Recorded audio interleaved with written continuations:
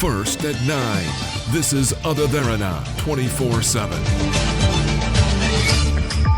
In tonight's headlines, 7 including 2 prison officials dead in Kalutara shootout. Police must take responsibility for incident, says Prison Reforms Minister. Government printer informs that Central Bank insisted to print Mahinda Rajapaksa's name on gazette. And a traditional Oscar event turns bazaar. We lost, by the way, but you know. Guys, I'm sorry. No, there's a mistake.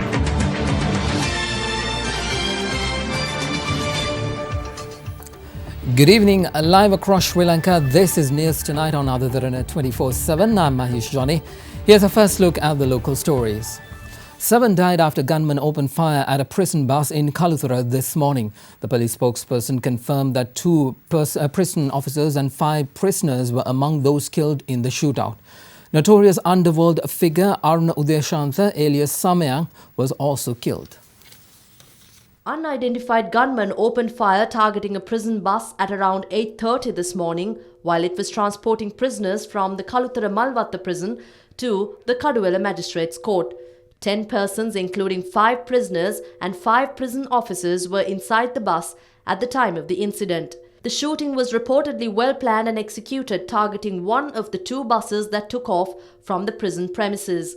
The bus had been around 800 meters away from the prison premises when suspects opened fire at the Ethanamadala area. A group of 20 gunmen dressed in police uniforms had reportedly drove in a cab and a van and opened fire at the bus, while some of the gunmen had forced into the bus and shot the prisoners, including the prison officers.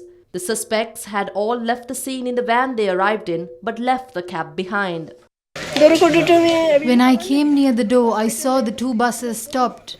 Then I told my daughter that we must leave the house from the kitchen because there seemed to be a problem with the prison bus. This happened at around 8:30 a.m. When I was sitting in the hall with my daughter, I heard as if someone was lighting crackers.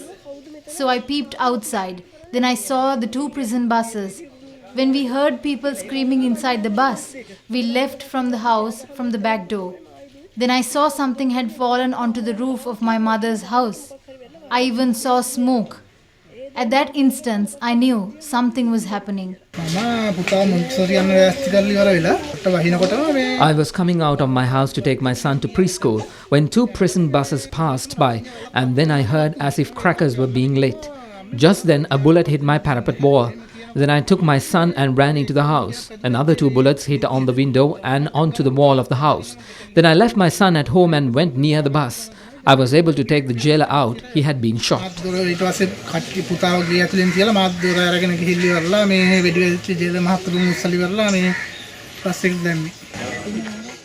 Underworld figure Aruna Udeshantha Patirana alias Samayang, who has been accused of many crimes, was killed on the spot. Chalana Tilak Mallikage, Amila Prasanna Sampath, Kalum Priyankara Patirage and Suranga Prasanna Kumara are the other prisoners who died in the shooting. 2 prison officers, S. Sannigam and S.R. Vijayaratna, were also killed on the spot. After the shooting, 3 injured prison officers were admitted to the Nagada hospital in Kalutara. 5 police units have been deployed to investigate the shooting incident. Today at about 8:20, when prison authorities are transporting 5 detainees from Kalutara prison to produce before the Kaduwela magistrate, the bus was attacked very near to the Kalutara prison, and 5 detainees and 2 prison officers succumbed to death due to this gunfire. We strongly suspect that this is the result of a war between 2 underworld groups, and police is on investigation process to apprehend the suspects in very short time. This attack was targeted to the prison inmate Udayanga Patirana and 4 other suspects. At the moment, 2 prison officers have been admitted to the general hospital. They are in critical condition. Another 1 officer also admitted to general hospital has minor injuries. So investigation is going on. 1 commissioner has been appointed to investigate. Police also conducting investigation regarding this incident. Meanwhile, Minister of Prison Reforms, Rehabilitation, Resettlement and Hindu Religious Affairs DM Swaminathan accuses the police for not providing sufficient security to the prison bus. Issuing a statement, the minister said that prison officers had requested special security for the buses prior to the court date, but police refused to provide special security, citing the lack of officers. Minister Swaminathan points out that prison officers, as a result of the negative response from police, deployed an extra bus to provide necessary security. However, they were unable to control the situation. Meanwhile, the minister has appointed a committee to investigate the incident, which includes former magistrates Rumi Mashuk as chairman and former DIG Gamini Navaratna and S. Madhavava, former additional secretary to the Ministry of Defence.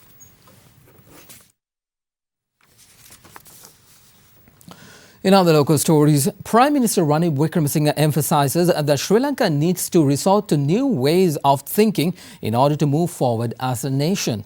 The Premier made these comments today at a ceremony to declare open a new building of the Ministry of Rural Economic Affairs at Duplication Road in Colombo. මම පිටින් විට සිංගප්පූරුට ගියේ. ගොඩක් කෑ කෑ ගාව මොකද මේ සිංගප්පූරු ඉගෙන ගන්න. මෙහෙන් ඉගෙන ගන්න ඕනේ. අපි හිටපු ජනයා. This is why I had to go to Singapore from time to time. People criticize as to why I go to Singapore to learn. Our former president went to Uganda and Swaziland to learn matters. I had the opportunity to have dinner with the Singaporean Prime Minister some time back. He told me that the former Sri Lankan president would also be flying home that night after a visit in Singapore. On the flight back home, I was hoping to convey my pleasure to the former president that he was restoring to the Singaporean system and not to the Ugandan or the Swaziland systems. We have to think novel. The country can go forward only if we don't let our thoughts stagnate. හිතනවා හොඳයි. රටට හොඳයි. එක තැනක හිර වෙලා පරණ අදහස් එක්ක අපිට යන්න බෑ. In other local stories, findings of a nationwide study commissioned by the United Nations Population Fund reveal that 90% of women and girls in Sri Lanka are subjected to sexual harassment on public transport. At the launch of a report titled, Does She Travel Safe?, UNFPA today made policy recommendations on this issue. Addressing the issue as a national priority, UNFPA, in partnership with the Ministry of Women and Child Affairs, Ministry of Transport and Civil Aviation, the Prime Minister's Office and Sri Lanka Police, launched a public advocacy campaign titled, Does She Travel Safe? The finding revealed a shocking reality. 90% of women and girls aged 15 to 35 have experienced sexual harassment at least once in buses or trains. What was even more alarming was that only 4% sought help from legal enforcement. 50% of women said they used public transport as a means of traveling to work, and of them, 37% said that the harassment they had experienced affected their productivity at work. The data clearly shows that sexual harassment is a socio-economic issue that must be addressed as a national priority. In our action plan on sex and gender-based violence, we have included sexual harassment in transport as one of the areas for action, and we have really proposed to have a hotline also installed to receive complaints from those who are really harassed by public transport. Now, in one of our headline stories, the government printer has appraised the Presidential Commission of Inquiry investigating the alleged central bank bond scam. Now, the controversial gazette on the bond issuance with the name of former President Mahinda Rajapaksa was taken following a directive from the Public Debt Department. She had also revealed that she received information relevant to the particular gazette notification in November 2016 when the alleged bond auction took place in February 2015.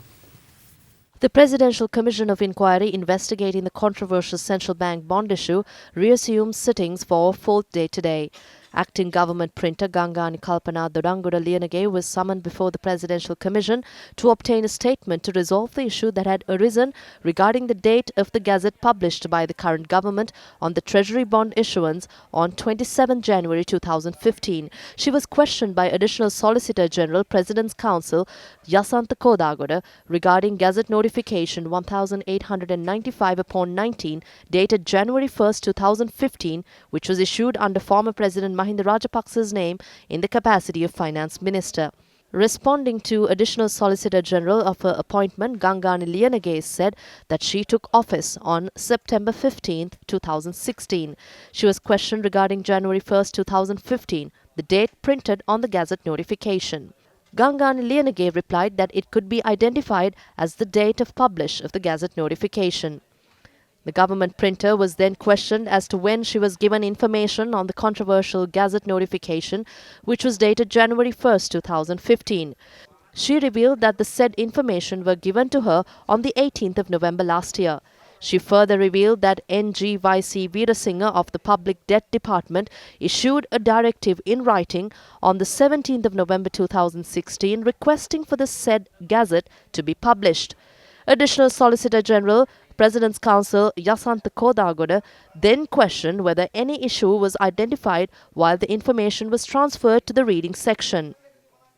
The reading section had pointed out to the government printer that issuing the Gazette notification under the former President Mahinda Rajapaksa's name in the capacity of Finance Minister was problematic. Later, Officer W.R.J. Dimel of the reading section had inquired about the mentioning of former President's name from the Public Debt Department. The Public Debt Department had then informed that since the Gazette notification is to be issued under the date January 1, 2015, the former President's name should be included in the Gazette notification. Secretary to the Ministry of Finance, Dr. R.H.S. Samaratunga, was then summoned before the Presidential Commission. The Additional Solicitor General, President's Counsel Yasantha Kodagoda inquired whether Secretary of the Ministry of Finance was aware of the media statement issued by the Finance Ministry yesterday regarding the Gazette notification. The Secretary then replied that he came to know of it after seeing the statement on newspapers this morning. Replying to the question as to who then issued the particular statement, the Finance Secretary informed the Commission that he could give a proper answer once he inquires about it from his ministry. Yasantha Kodagoda then questioned whether a notification was issued by the Finance Ministry prior to the Treasury bond auction as per the tradition, to which the Secretary replied that he was not aware of such a notification being issued. The Secretary of the Finance Ministry will be further questioned tomorrow as well. Meanwhile, Finance Minister Ravi Karunanika commented on the issue at a media briefing today. Now, 215 was former President Mahinda Rajapaksa. But 216 happened to be the January 1st has to start with Ravi Karunanika as the Finance Minister. Now, did it come to the Finance Ministry? Did it have our signature? Did it have the Secretary of the Finance signature? Did it even visit the Finance Ministry? No, it did not. Now, that is the area where the questionability comes in as to the breach that is there. I mean, the Governor very explicitly mentioned that there has been a departure from the normal existence. So that is the corrective action which needs to be brought in. But the papers reported as if we have done something, 215 one and 216 other. No, when we got to know this, we stopped it. Former President Mahinda Rajapaksa meanwhile commented on the recent development regarding the controversial central bank bond issue and the Gazette notification holding his name. It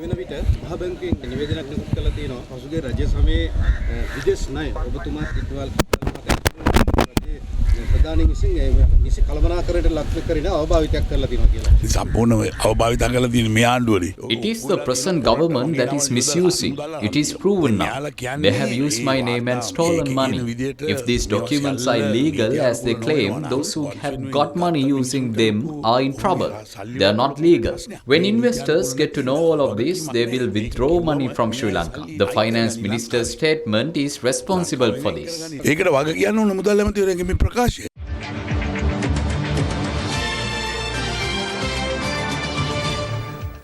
Welcome back, everyone. Yet another stage was complete today in the ongoing Derana Nature Force tree planting campaign at St. Joseph's Boys College in Grand Pass. Tree planting ceremonies were held in 40 other schools simultaneously. This is part of Derana's ongoing bid to plant 1 million trees island-wide. Today was day 3 of a 4-day program, which encompasses 128 schools of the Colombo Education Zone. The Derana Nature Force, together with students and teachers of schools, participated in planting saplings at school premises. In addition, saplings were distributed among students to be planted in their home gardens.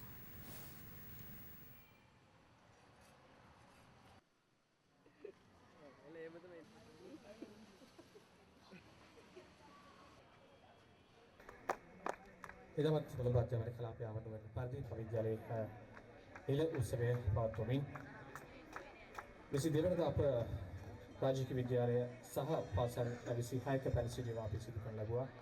විශේෂයෙන් මේ වන විට අපේ අනිත් කණ්ඩායම් ඉදිරි පාසල් 41 පුරාට සිටී වැටවි.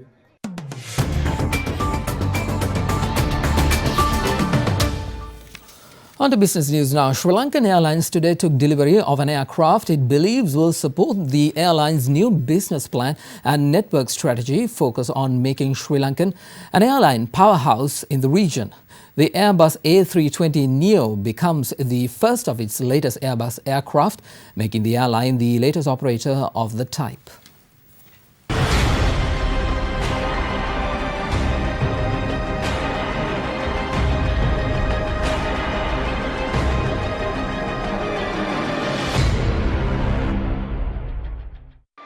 The delivery from Airbus facilities in Hamburg is the first of a fleet that is planned to grow. Sri Lankan Airlines received their first A320neo today morning at the BIA. There will be 6 more neos added to the fleet in the near future. Airbus Industries' Neo series, which incorporates latest engines and aerodynamic enhancements, has already proven to be highly popular in the global airline industry.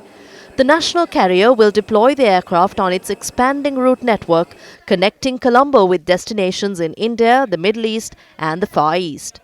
They will strengthen our regional footprint, flying to multiple times a day to key cities. I believe by early March we will probably start this flying to, most probably it could be to Indian destination or to a Far East destination. The Neo series is designed to provide significant lower fuel consumption and lower operating costs. This leads to a 13 to 15% of fuel economy over the old aircraft. And in an age where we face some of the highest fuel costs in the region, it is indeed welcome to have this aircraft with us. The new engine option and the Neos were orders that were placed some years ago that this management has inherited. However, these particular aircraft suit our regional-based model, which is why we are so proud to accept this today. As you are all well aware, previous orders that did not suit our business plan have been rejected and returned to the owners. On to the stock market now. The indices closed negative today as a result of price losses in counters such as John Keells Holdings, Dialog Axiata and Haddon National Bank. Turnover, however, crossed 1.3 billion rupees, boosted by foreign purchases. We have Imeshi Fernando from the Colombo Stock Exchange for more details. The benchmark all-share price index lost 16.1 points to close at 6,122.04, while the S&P Sri Lanka 20 index lost 18.26 points to close at 3,534.85. The turnover was 1.3 billion rupees with 122.5 million shares changed in hands in 2,690 trades. The market capitalization at the end of the day was 2,692.96 billion rupees. Top 5 gainers of the day were SNB Leasing, Non-Voting, Amana Takaful, Singa Industries, Singa Sri Lanka and Office Equipment, while the top 5 losers were Brown's Capital, Central Investments and Finance, Tesagro, Non-Voting, Dolphin Hotels and Hapuga Standard Plantations. Today's foreign purchases were 1.17 billion rupees and foreign sales were 457.34 million rupees. There were 8 crossings and the crossings turnover was 838.88 million rupees. Now here's Dimantha Matthews from First Capital to tell us what they expect from the Colombo Stock Exchange this week. With the bond yields moving up further after Friday's bond auction, equity investors are likely to reassess their investments. We expect most investors to be on the sidelines watching the economic indicators. However, selective bargain hunting is likely to continue, especially in the big cap counters. Here's a look at how the Sri Lankan rupee traded against other currencies during the day today.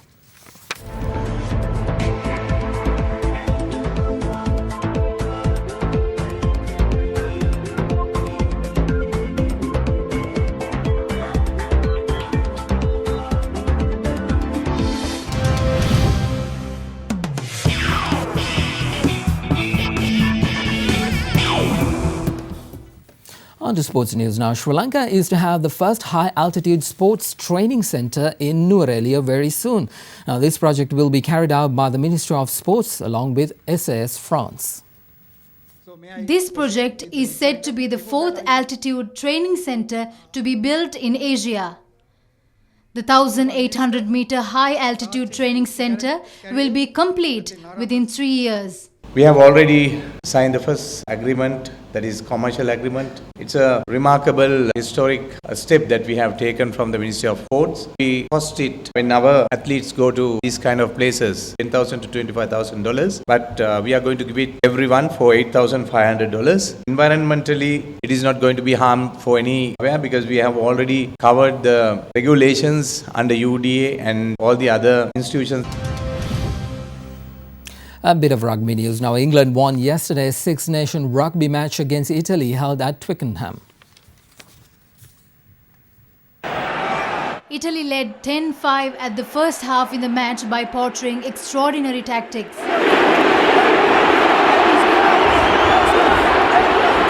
But the hosts found a way through including 5 tries in the second half, scoring 31 points. Italy could only score 5 points. England won the match by scoring 36 while Italy scored 15.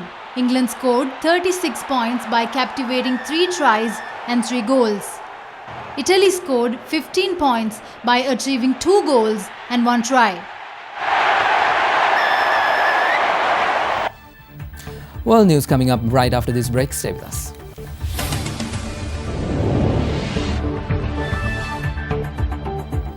On World Tonight, Iraqi forces have recaptured a bridge today across the river Tigris in Mosul after driving back so-called Islamic State militants in the city's southwest. The captured bridge damaged by the militants is expected to serve as a link to bring in reinforcements and supplies from the now liberated eastern side of the city. 750,000 civilians are reported to be still trapped in western Mosul, with a food crisis looming as the offensive worsens. Army and police units alongside the counter-terrorism service and rapid response forces are attacking Islamic State in West Mosul with air and ground support from the US-led coalition. Iraqi forces captured eastern Mosul in January after 100 days of fighting. They launched their attack on the district that lie west of the Tigris River a week ago.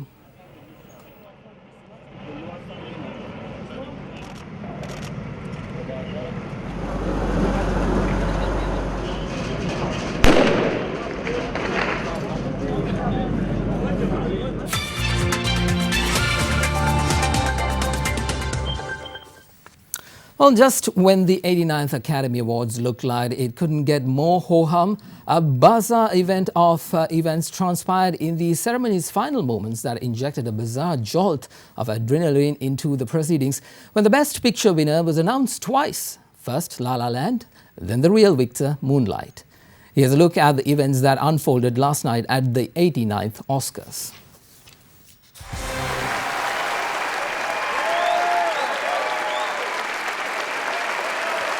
The 2017 Oscars had everything. Delightful moments, predictable wins, notable first, and as the viewing audience saw play out on live television, one major surprise milestone.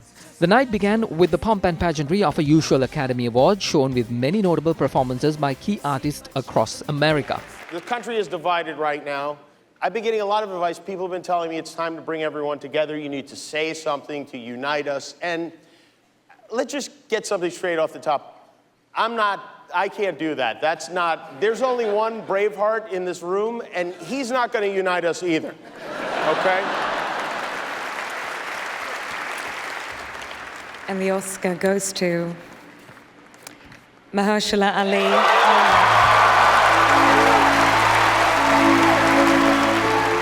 My grandma would want me to button up. And the Oscar goes to Viola Davis.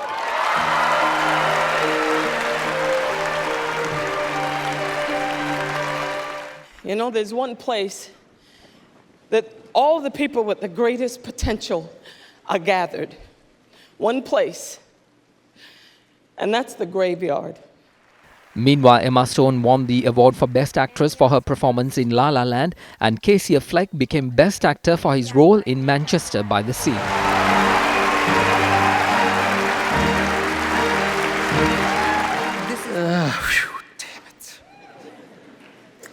One of the first people who taught me how to act was Denzel Washington, and I just met him tonight for the first time. Thank you. And the Oscar goes to Emma Stone, La La Land. This is the first Oscar. To our whole crew, everyone that put their heart and souls into this film, I'm going to find you all individually, and I'm going to thank you, along with my friends who I love so much. I'm going to hug the hell out of you when the feeling re-enters my body. The night was riddled with memorable moments, culminating when the year's biggest award, the Best Picture, was erroneously announced by presenters Warren Beatty and Faye Dunaway as La La Land, while the real winner was Moonlight, directed by Barry Jenkins. La La Land. La La Land has 14 Oscar nominations this year. To my family, maman, papa, Jeff, hommage, je vous adore. Matt Pluff, you kicked this off. And Damien Chazelle, we're standing on your shoulders. We lost, by the way, but, you know. Guys, I'm sorry. No, there's a mistake. Moonlight, you guys won Best Picture. Moonlight won. Come on, this is not a joke. This is not a joke. Moonlight has won Best Picture. Moonlight, Best Picture. Guys, this is very unfortunate what happened. Personally, I blame Steve Harvey for this. The winning film Moonlight is a critically acclaimed African-American drama, and its victory is widely believed to help Hollywood bolster its image of diversity. We didn't do this. You guys chose us. Thank you for the choice. I appreciate it. I knew I would screw this show up. I really did. Thank you for watching. I'm back to work tomorrow night on my regular show. I promise I'll never come back. Good night.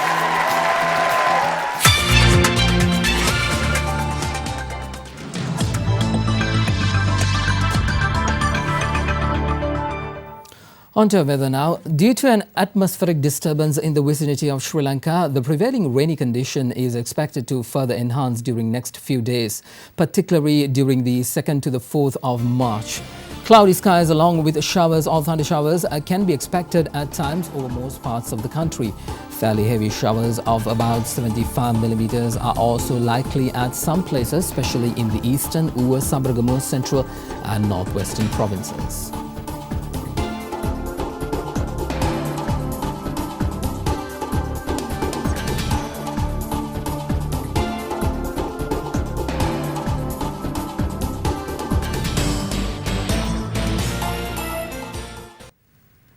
Here's your city-by-city forecast.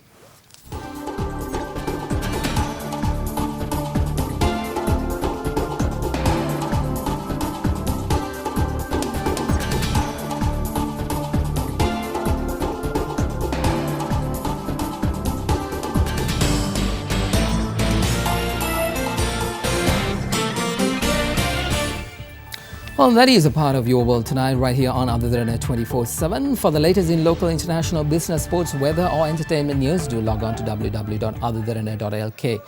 Now, before we go, we want to leave you with the fashions at the Oscars. We will surely get to know who wore it best, who wore it worst. But for the moment, just enjoy the fashion. Good night.